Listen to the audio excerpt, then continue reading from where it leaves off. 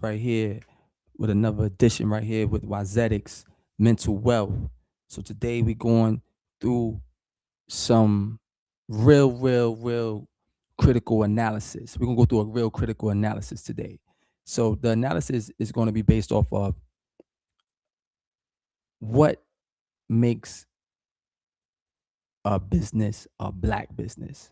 That's what we're gonna be talking about. Because we hear the term black business, and then on the certain level they say minority owned businesses.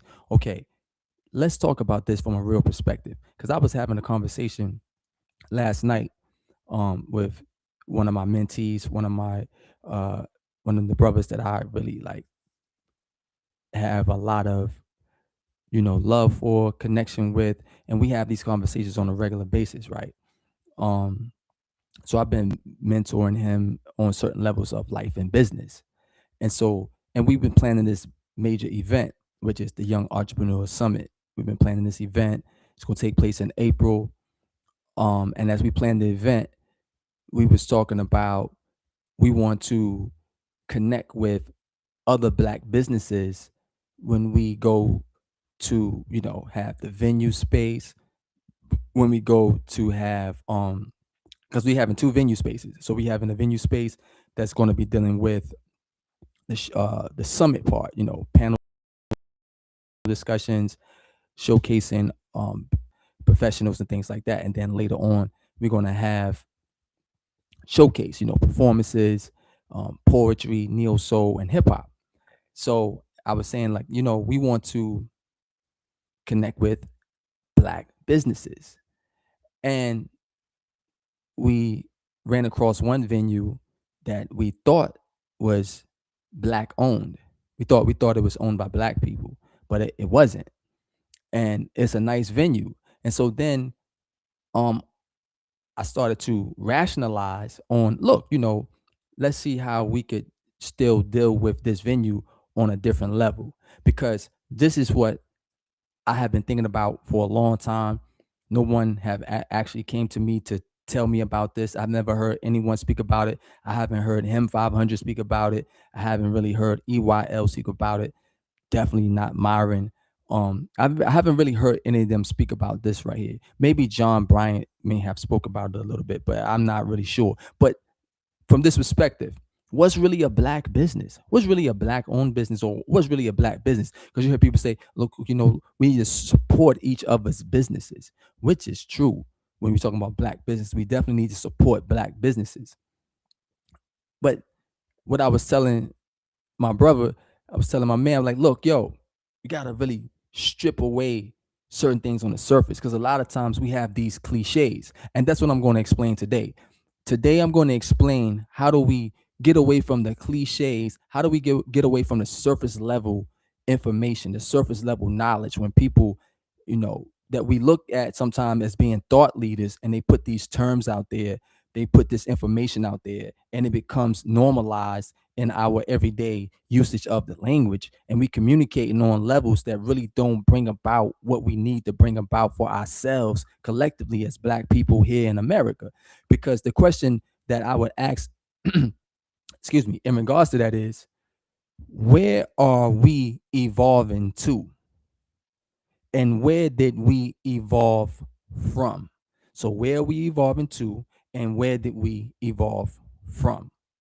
That's the question that um I'm asking. Like, where did we evolve from, and where did we evolve to? So in this case right here, what I'm saying is, what's the characteristics of a black business? What makes a black business a black business? And so what I come to understand is this, right? Just because the person who actually own the LLC or own the corporation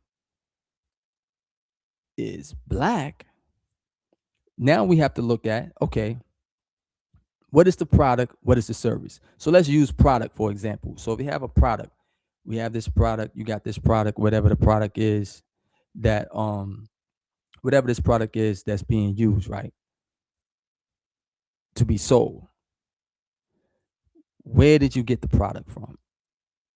Now let's talk about, let's for example say the product is some apparel, the product is electronic, the product is food. Let's look at those three products: an electronic product, a food product, a clothing product. Okay, let's use the clothing product first. It,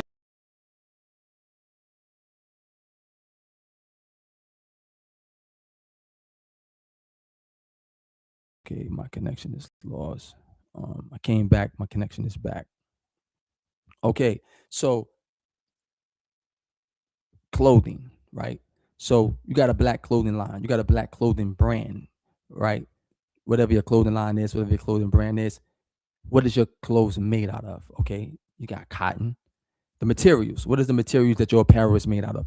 Okay, where did you get the materials from? Did you actually grow the materials yourself, or did you purchase these materials from a black company that grow the material themselves? Or is the material, the foundated materials, just using cotton for an example, you got a cotton shirt, um, is the cotton coming from a black farm? That's the question. Did the cotton come from a black farm that this, let's say this clothing is a shirt, that this shirt is made out, the shirt is made, is this shirt made out of material that is being produced by a black farmer? And if the material is not being produced by a black farmer, or you know how sometimes things are being made in labs a lot of times these days, but if it's not made from a black farmer or in a black lab,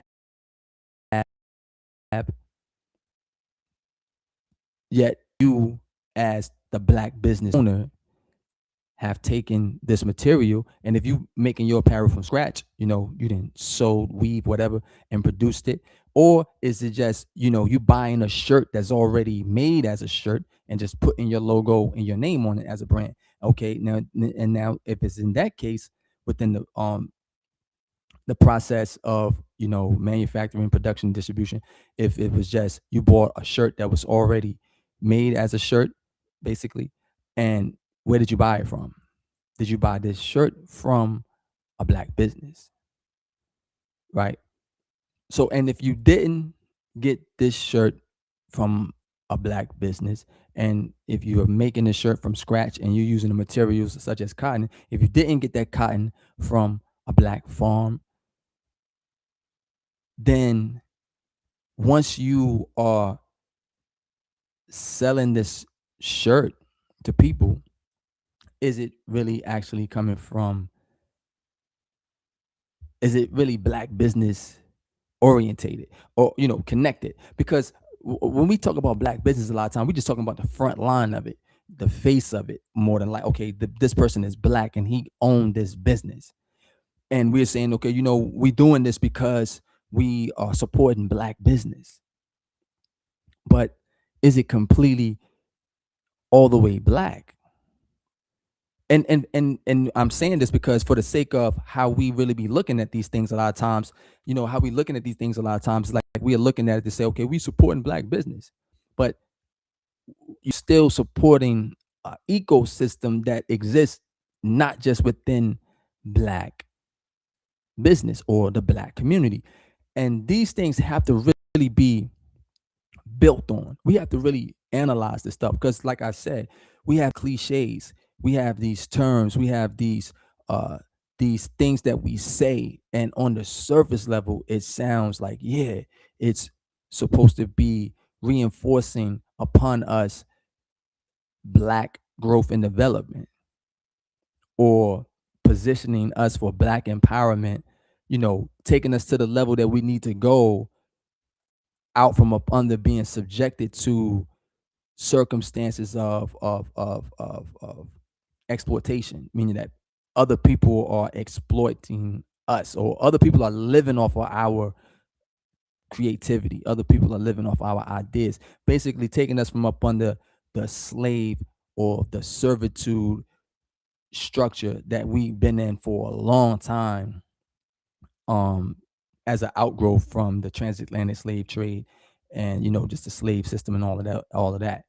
And you have to really analyze these things. You have to really look at these things from a perspective that gives you real freedom indeed, real justice indeed, real equality indeed. Because how do we exist and coexist? How do we exist as Black Americans and coexist with everybody else around us in the world? And something that has been topic, a subject matter for a long time. Um, you have different people that have been weighing in on this. So, it's like, who controls the supply chain? Who controls capital and financing? Who owns the intellectual property? Who sets the margins? Who controls the distribution? Ownership is step one. Infrastructure is step three. This discussion is not about, it's not just about optics, it's not dealing with pride or emotion. It's about leverage, structural economics, and long-term power. These are the things we're talking about. And the way we're gonna really get to that is, we gotta study this. We gotta really, really analyze this from a realistic point of view that is outside of um uh emotions and passion. Because we can have this passion driven motion, right? We could be just moving with this passion and like, yo, this is what it's about. And it's Black empowerment, Black businesses, support Black businesses and things like that. But we got to really get deeper into this right here. We got to really, really look at this from another perspective, right? Because you know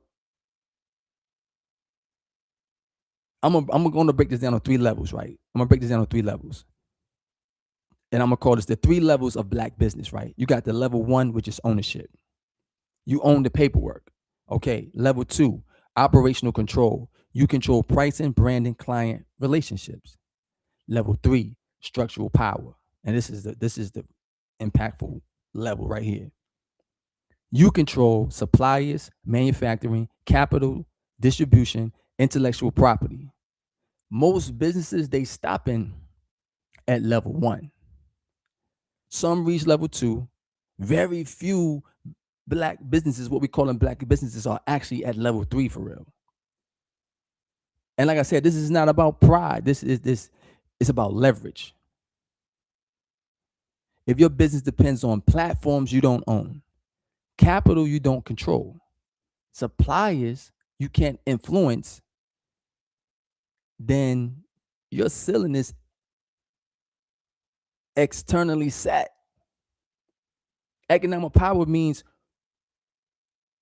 reducing vulnerability, right? And what do I mean by all this? We have to be able to have things from the base. The base is starting with land. So when you have the land, now you can manufacture from the land. I mean, not necessarily meant, but you can produce from the land. You're producing, you're growing, the stuff is coming out of the land. Because everything that we use in the entire world is connected to the planet Earth itself. If it's a tires, clothes, food, all these things come out of the earth, which is very simple. Like, like, who don't know that? But sometimes you got to think about it a certain way that it produces a certain mindset that will allow you to navigate in a way that allows us to rise above these age old challenges and obstacles and oppressive barriers. That's the way I could say it, like that, right? Because we say, oh, it's a Black business, support the Black business. But is it, like I said, is it really a black business if you getting your materials from someone else that's not black? If you're getting your materials from Chinese people, if you're getting your materials from Japanese people, if you're getting your materials from European Caucasians, and then you're taking these materials and doing whatever you're doing with them and then producing a product that you're selling. Okay, but the other people still made money off of your product. You see what I'm saying? Because we will say, "Oh, why you going to buy something from these white businesses? Like, why you going to wear Gucci? Why you going to wear Louis Vuitton? Why you going to wear these things, or but not support local, well, not necessarily local, but black brands." But even still, you got to get a little bit deeper into that. Like I've been saying, you got to go beneath the surface, because if this person has this black clothing line, are they getting their material from black owned producers, black manufacturers? Because now you're selling this material. You're selling this product, which is a piece of clothing line, your brand, whatever, right? So these are the things we have to really look at, and to look at it, meaning that, look, get into the land, and let me get to this part. It's nothing really wrong if you um are getting these materials from outside of a black business. That's not necessarily a wrong thing. You just got to understand the process of growth and development. That's why I asked the question: where are we evolving to, and where did we evolve from? Where did we evolve from, and where are we evolving to?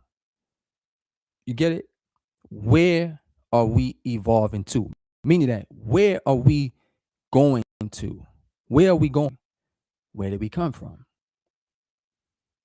Where did we come from? So when you use the word evolve, that's like a elevating, it's like growing, it's a growth process. So where did we grow from?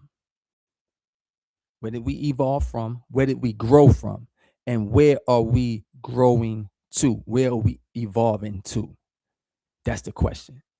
That's the question that I'm asking in regards to you know, representation. Representation, is representation versus economic power.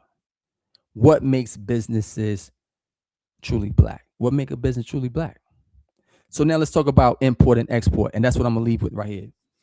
In the world of business, on a national and international level, you have import and you have export. So you will hear people say, well, inside the Jewish community, they circulate the Jewish dollar a certain amount of times within the Jewish community before it goes out of the community. And what that means is,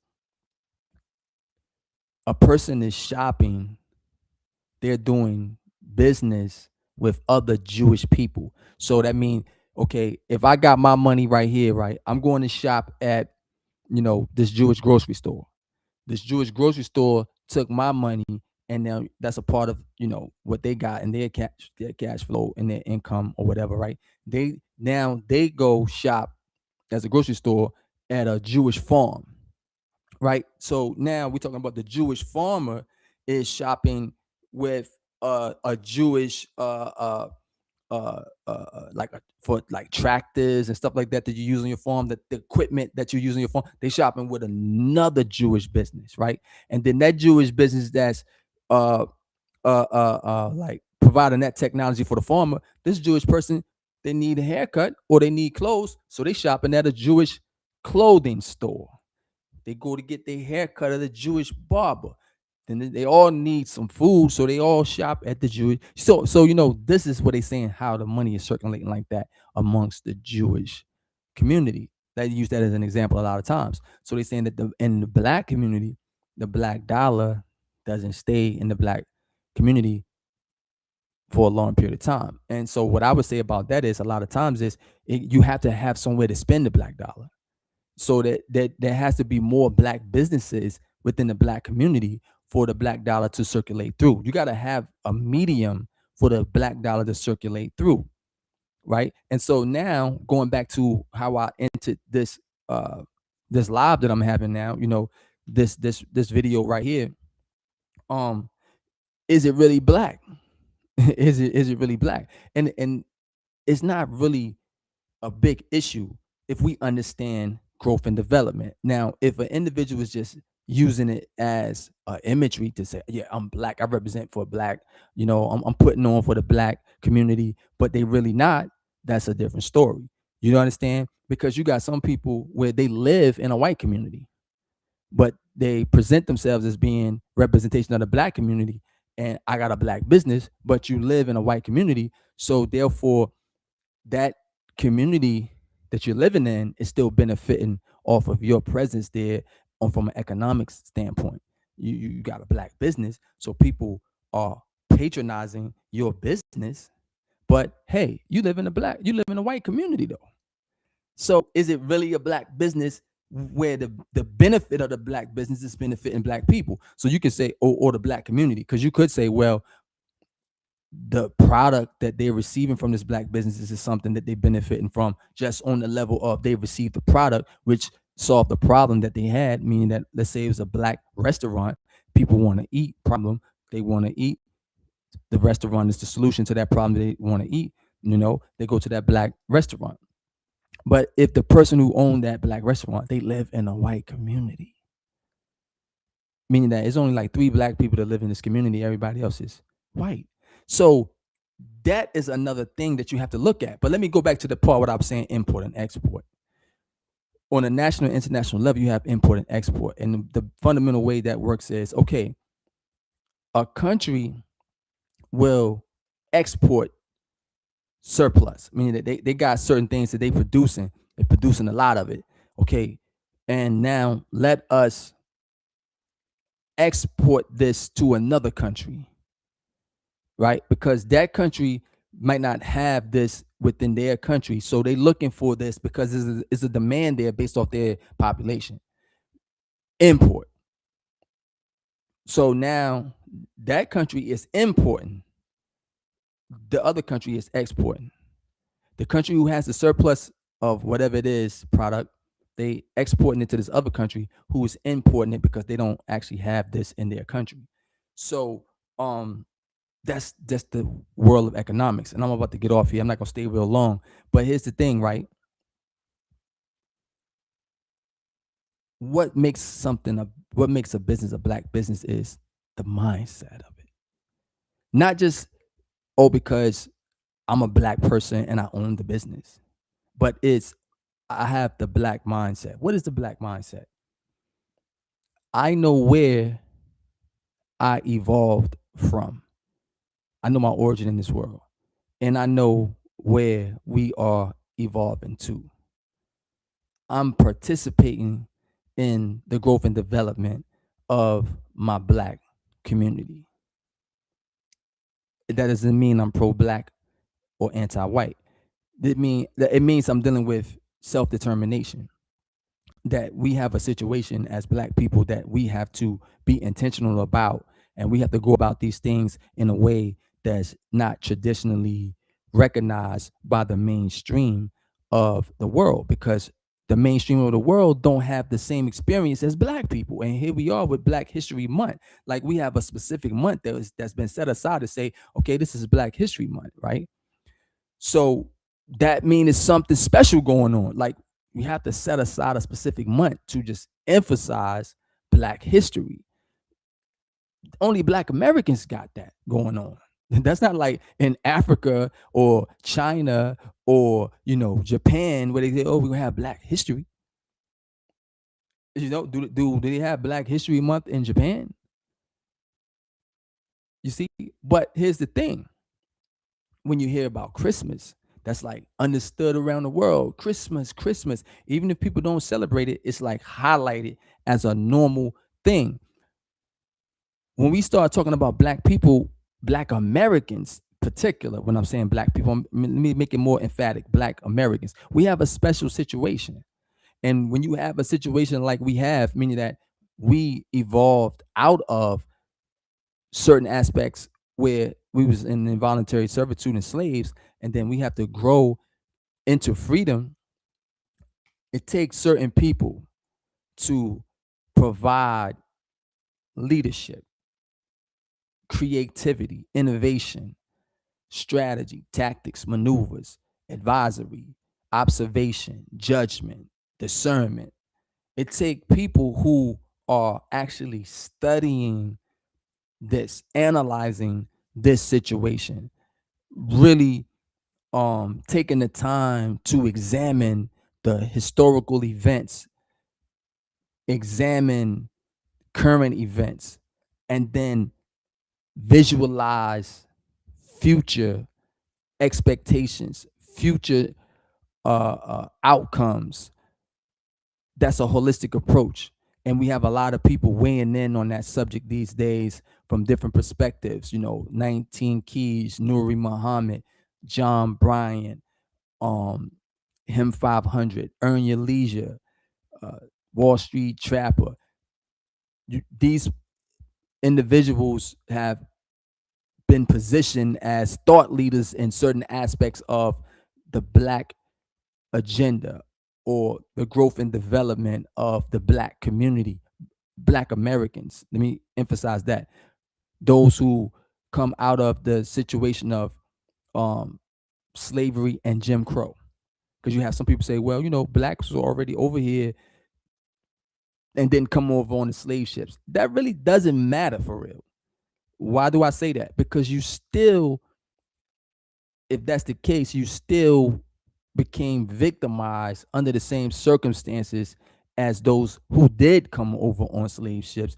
You got mixed into the same situation and condition and labeled the exact same way and treated the exact same way, especially when it became the identification based off of skin tone.